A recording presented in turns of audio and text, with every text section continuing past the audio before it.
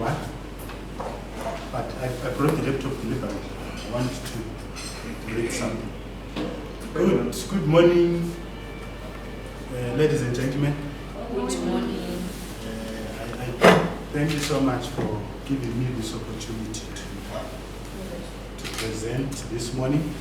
Advocates for Earth, thank you for inviting me. Also, Frederick Ebert's thank for the partnership. We know each other virtually, but we have now become family and friends, and I really appreciate your confidence in me. Before I get into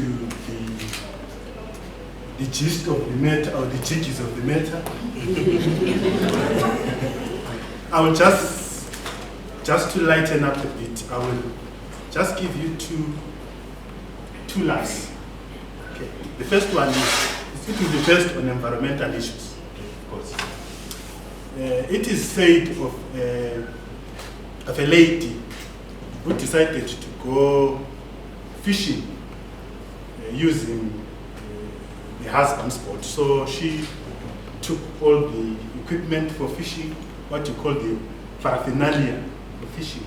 So she took it and just, but she really did not want to go fishing because she wasn't a fisherman. What she wanted really was to read her novels. You know, ladies are fond of reading novels.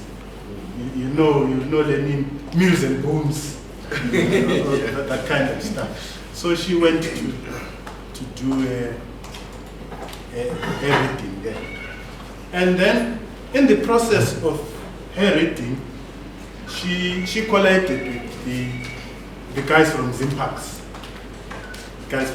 So they said to her, we are going to arrest you for illegal fishing. And then she said, but I'm not fishing, I'm just reading my novel. And they said, but you have all the necessary equipment, and it seems you are ready to do so. And so they wanted to arrest her, but she was a lawyer like her.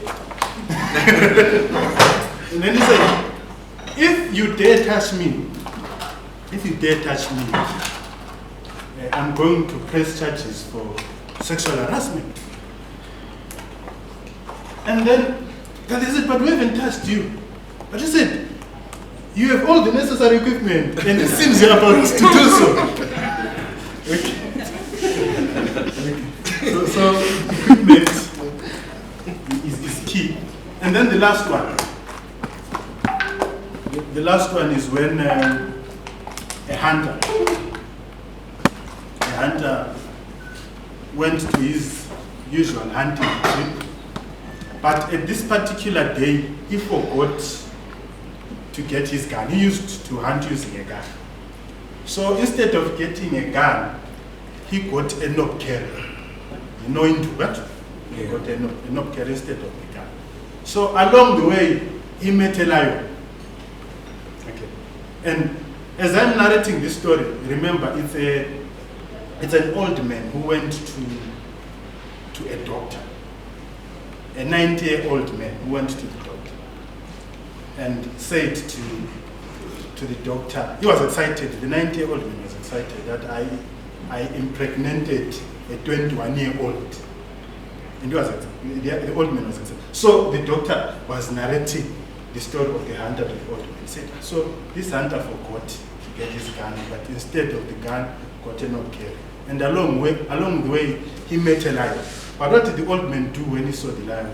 He pointed to the lion using his knob carrier, and the lion fell down dead.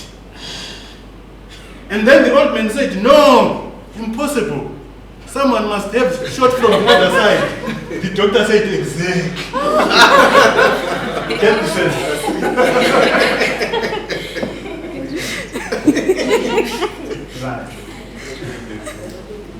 Right, guys, so I've been asked to present the socio-ecological impact of climate change, particularly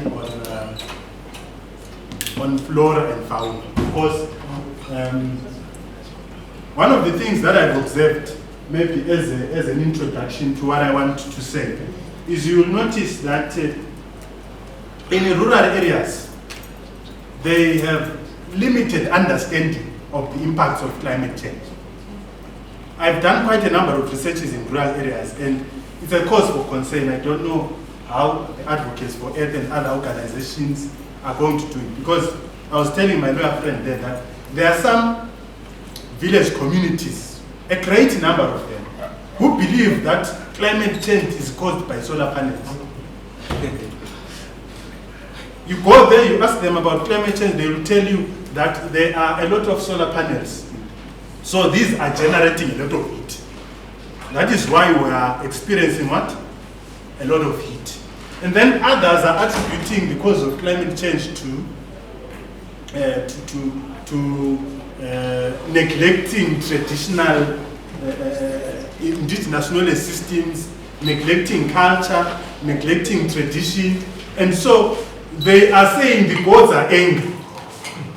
That's why we are having erratic rains, that's why we are having extreme weather events. They are attributing it to what? To ancestors or gods being angry. And then others are attributing climate change causes to what we call God's anger or God's punishment.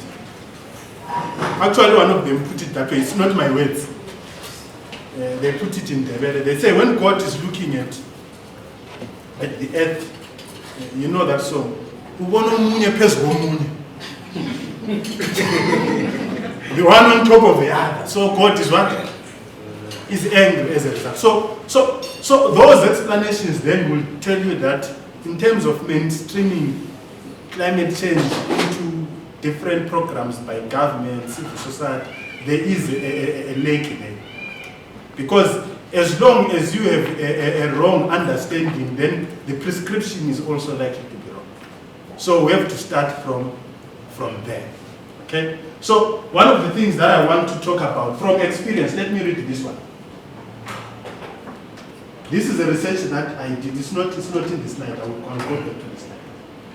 One of the things that we see that are affecting the flora and fauna, the sociological impacts of climate change.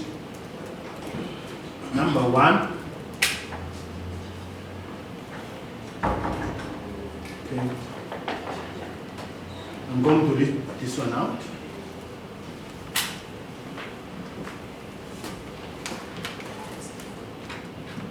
Right. The first point is on wild fruits.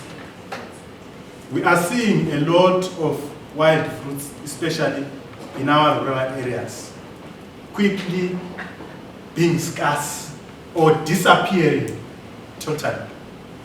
There are some fruits that were there when we used to grow up that are no longer there as a result of climate change.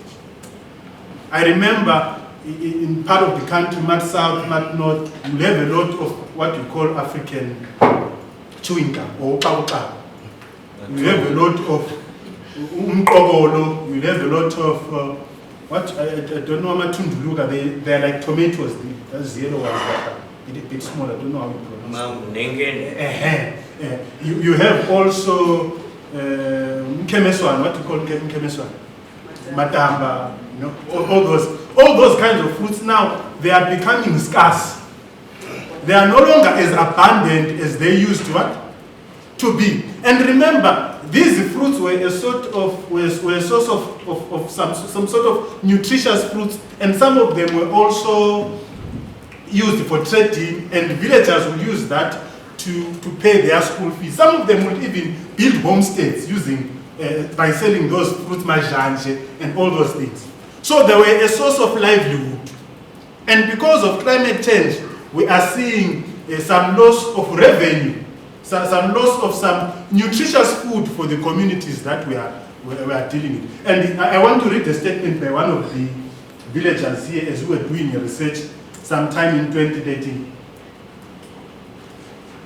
Right. Wild fruits act both as a feeding supplement in good times and a coping strategy against food insecurity in times of plague. Responses from all the three focus group discussions showed that wild fruits had also been negatively affected by climate change leading to a reduction in the availability of wild fruits. Focus group discussion pointed out that the area under study previously had a wide variety of indigenous fruits, including uxabuxabu, umwawa, amavunguvungu, amagamu, amarula, umnyi, among others. However, fruit yields have either ceased altogether or drastically reduced for most of these trees. Okay. So one of the things that we see is that in terms of fruiting or budding of particular flowers, there is a great reduction. I remember when we were about 6 to about 10 years, there is what we used to call, I'm forgetting the isakinama. We used to call it isakinama, I don't know how you call it. But it was, during our time, it was used, it was believed to fast track pubic hair. They will rub it around around that area because wanted to go out into big pot. But nowadays when I go to my village, it's no longer there. Okay. It's not, so you'll wrap it around the pubic area and get some stinging sensation of some sort, and there's a craze about having some hair in that particular area. Okay. But it's no longer there. When I visit my village, it's no longer as abundant as it used to be. And then there was also another one which used to operate like bath soap. In our language, we call it isakinam. Okay. Yeah, it will be sticky like okra, something like that. But it was good for bathing. The traditional indigenous, they will use it for. But it's no longer as abundant as it. And some of these trees or fruits or herbs, some of you may not appreciate them, but they are no longer there. And they played quite a significant role, especially in a village life. And so, because of climate change, we are quickly losing those kind of plants, we are quickly losing those kind of trees. I'll tell you something interesting about the elephant as we go on in relation to climate change as well. So we're losing some of not only plants, but